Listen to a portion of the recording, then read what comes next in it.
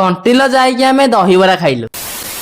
भाईर मोर ए घर बाहर की जाऊँ कंटिलो को। भाईर 5 किलिया गैस टा सरी जाइए। कंटिलो गले लोड करके आनिबु। आमर कादुआ बेणा गाड़िया बाईपास नहीं आमे चलू कंटिलो को। यही रास्ता गले कंटिलो को भारी सर्ट होची। बुली गले बहुत बाट पड़ता। आमे आसिक डायरेक्ट ए बेणा गाड़िया पहुंच गलु। एठू आमे बां को जीवु। तापर सुलिया छकरू डाहण को जीवु। एठू पूरा सीधा रास्ता कंटिलो जाए। आमे ए कंटिलो रे एंट्री मारिलु। आमर नयागढ़ फेमस प्रभु नीलमाधव टेम्पल आम कंटिलो रे। आउ केतेबेले आसिले मंदिर भितर को जीवा।